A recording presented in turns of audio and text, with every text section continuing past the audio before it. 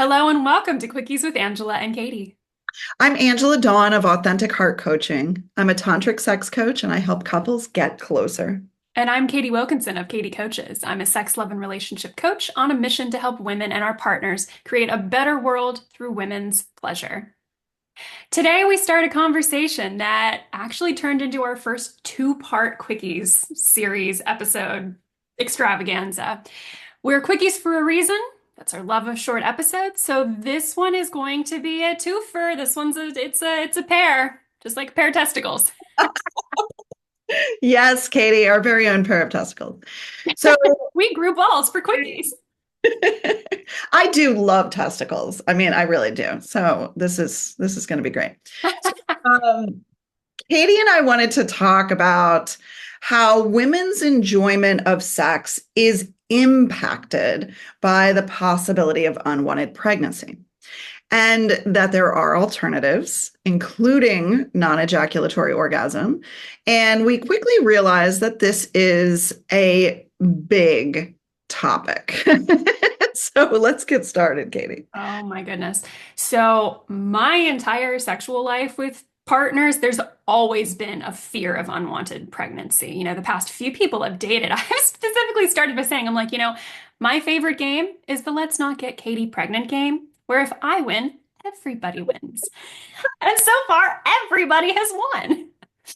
And even before I was sexually active, I knew that like falling pregnant while I was in school would have been a big no-no. That was like the one thing my parents said. It was make good choices because if you become pregnant at a time you don't want to become pregnant, that's going to have a huge impact on your life potentially. So, back then, most of the girls that I knew were extremely concerned about the risk of pregnancy in a way that like our male classmates, male partners, they just weren't. Like if I can tell a hilarious, like early high school naive Katie Oh, little sorry, story. Katie. So Oh, this was back in the days of instant messenger, and I was chatting with a male friend, and I think he had proposed like, "Hey, let's all go skinny dipping in the river, something, something." Which, like, I'm not a nature person, so that already would have been a no. But I was like, "Whoa, wait a second. What if one of the boys, if there's any pre-cum at all, if somebody gets excited, then like you could get all of the girls in the river pregnant, and that would be terrible and something." And he's like, are you fucking dumb? That's not how that works." And I'm like, "There's a risk. You need to take the risk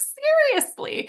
But like, it's an extreme example, but that kind of captures the mind state back then. It was all the girls were like, "Oh my God, I have a bellyache. What if I'm pregnant?" And the guy's like, "We haven't even held hands yet." You know, there was just always that perpetual exaggerated fear. Like that was just part of sex ed back then. It was really that line out of Mean Girls, the don't get pregnant or you will die. yeah, basically. We'll have sex and you will die. So moving forward, even as I got older, like in my young 20s, I was still seeing this pattern where in some of my friends' lives, if the woman, I mean, she was always like extremely concerned about the risk of becoming pregnant. And then her cis male partner was kind of more or less fair about it. Like, if she was panicking at the point that she could be pregnant, he wasn't really going to take it all that seriously if she hadn't already taken a test that was confirmed, because it's illogical to panic about that before you have proof. But it's like, that's not the point. The point is she's feeling a difference in her body, and this might be stepping in the direction of this enormous life change. So, anyway, with the way that things are going now in the US, I am even more concerned with unwanted pregnancies. Obviously, a lot of us are. The risk of pregnancy, therefore, huge libido killer for women and people be capable of becoming pregnant, because how are you going to relax in sex if you know that your life could potentially be at risk? That's not how a great orgasm is going to start. And pregnancy is still a huge fucking deal. There is. The pregnant person can't just walk out on being pregnant either. They have to choose to carry the pregnancy to terms, and you hope for a healthy baby, healthy delivery, or you choose to end that pregnancy via abortion. And many times nature also makes a choice and the pregnancy miscarries. And then you might need additional care from doctor's assistants to be able to remove any leftover tissue or leftover substance of the womb if it doesn't take care of itself. Like there's a lot involved there. And pregnancy as an act of nature, it's a miracle. I do want to recognize that. This is pure magic that our bodies can reproduce like that. But Holy Mother of God, in the US, we do not treat pregnancy like we should. Like, did you know, this really pisses me off, that giving birth laying on your back is done in the US hospitals for the doctor's convenience, not for the patient's? Like, you're way Oh, I know more that. likely to run into injury with that. Way more likely to tear. I just absolutely infuriates me that elsewhere in the world, they're doing it the smart way, squatting so you can work with gravity. Like, not to mention, pregnancy comes with scarring, pain, permanent body changes, risk of tearing in delivery, various gynecological issues later on, potentially prolapse, changes in your skeletal structure, even death. My mom almost died in at least one of her deliveries. Mm, yes, Katie. And, we're just talking about general fear of pregnancy. Like most people are afraid of pregnancy because, oh, it might fuck up my life, right? Like I have to change my plans, or I don't want to have kids, that kind of thing. But dude, this is dangerous. I almost died in my first childbirth. I had two kids, right? And the first time I almost died. The second time, I didn't have give birth at a hospital on purpose because it was at the hospital where I almost died. So there you go. And 800 women die every year in the US from pregnancy and childbirth related causes. So you're actually more likely to die because you're pregnant than a police officer is to get murdered on the job. Nobody talks about that, right? No, they don't. I haven't heard that statistic before. And I've also heard that women of color are a lot more likely to die in Absolutely. pregnancy than white women are. There's a Absolutely. privilege imbalance there hugely. Yeah, and there's a variety of reasons for that. But, and also, like, let's not even talk about the burdens of parenting at this point. We're just talking about the pregnancy itself. Let's just stick with that, right? Yeah. Right. So, not getting into the child rearing aspect, just the physical toll of pregnancy itself is enormous. Okay. So when Katie and I decided to take on this topic, I was like, I'm going to read this book that's been on my shelf for a few months called Ejaculate Responsibly.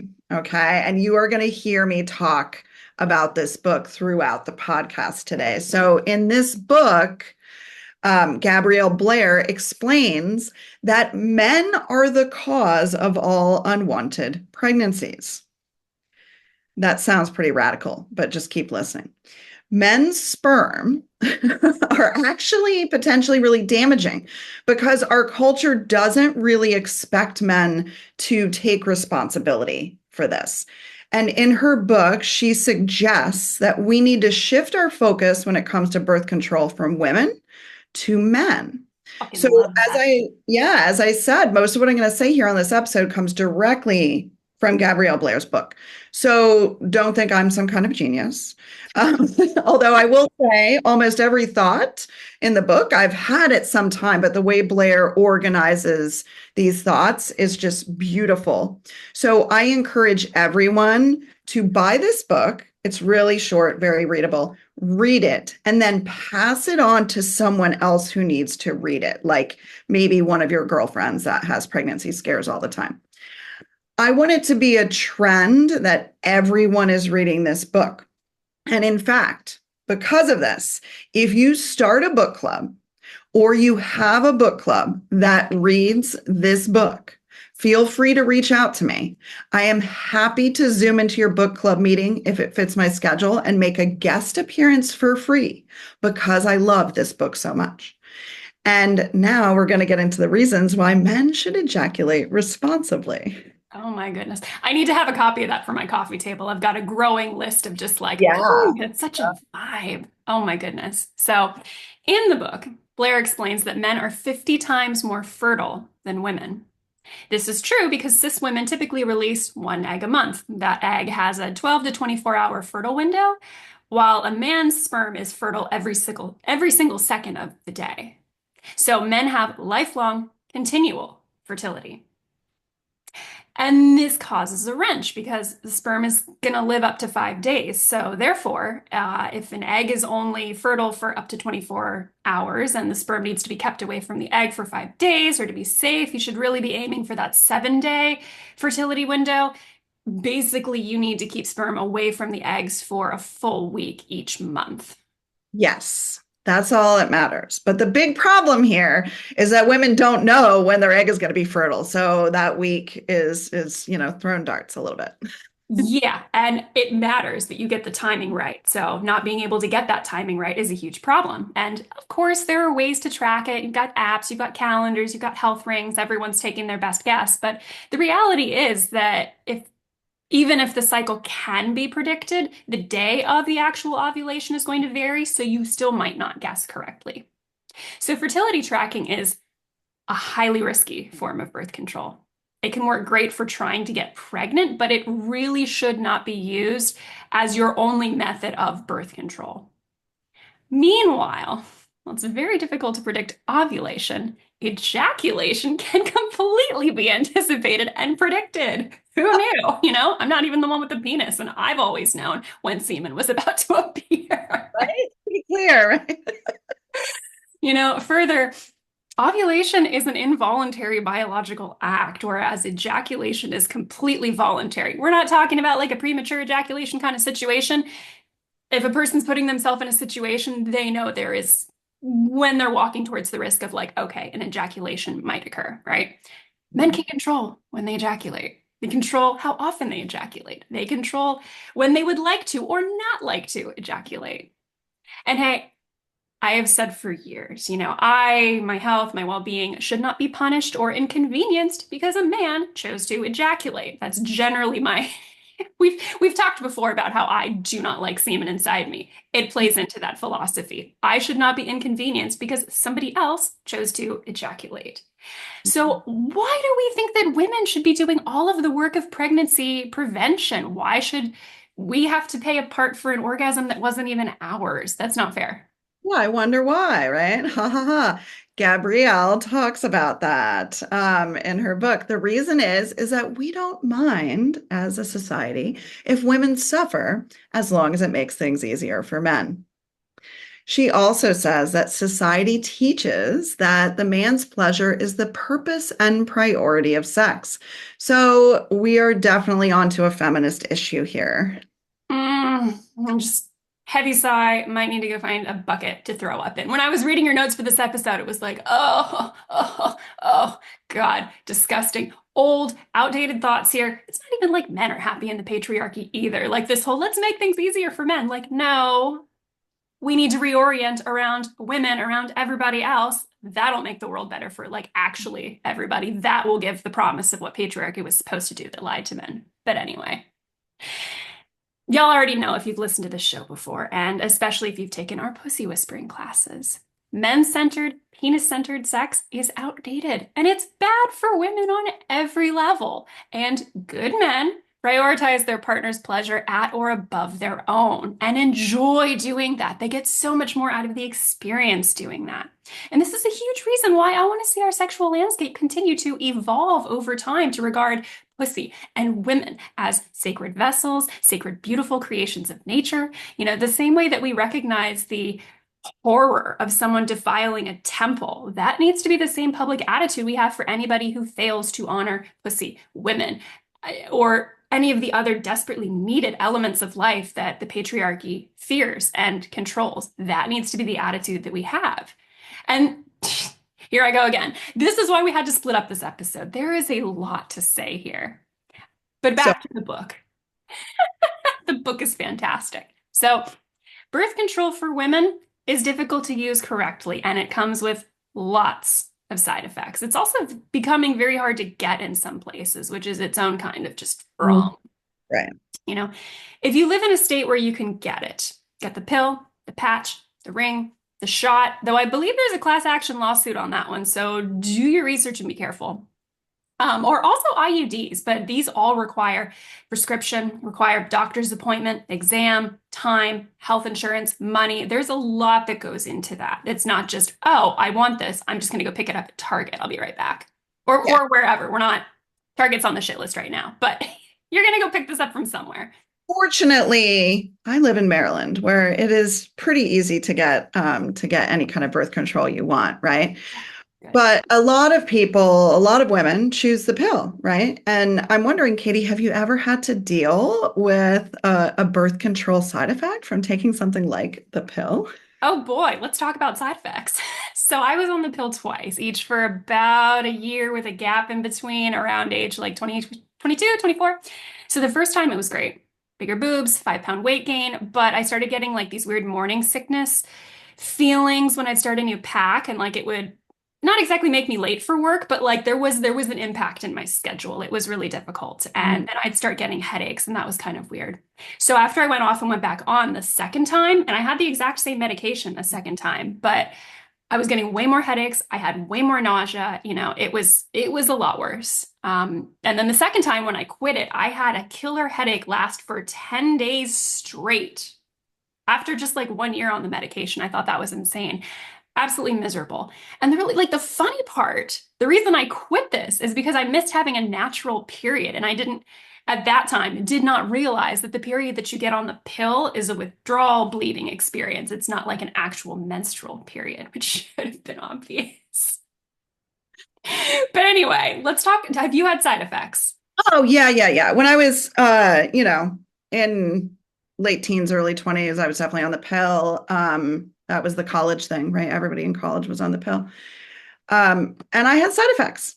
And I don't know, round about, 23, 24 in that time zone, I decided that these side effects were not for me. Like I had tried a few different varieties of the pill, and I ended up, I was in a relationship, and my partner and I at the time started using the withdrawal method, right? Which we will get to on this podcast, right? So I successfully used the withdrawal method for, I don't know, the rest of my 20s.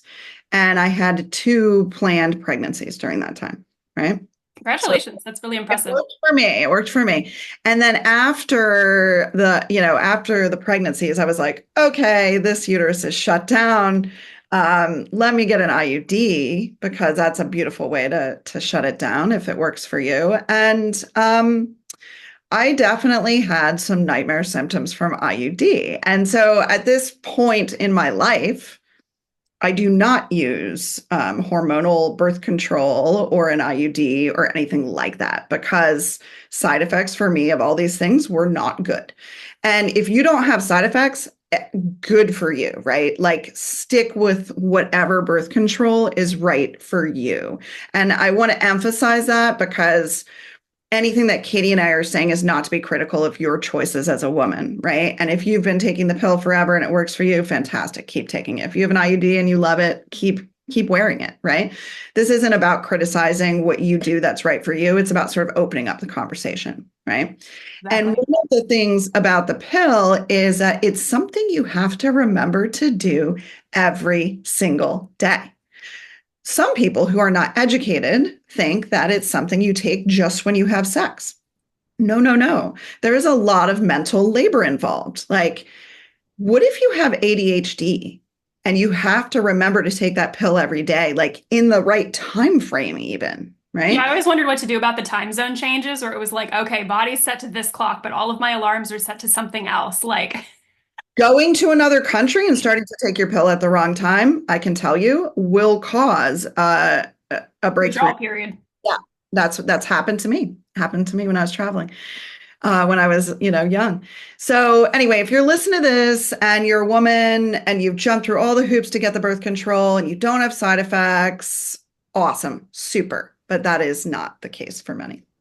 Yeah. And on the other hand, current birth control for cis men is very easy to access and easy to use. You've got the penile condoms and you've got vasectomies. I'm a big fan of both. These are both fantastic options.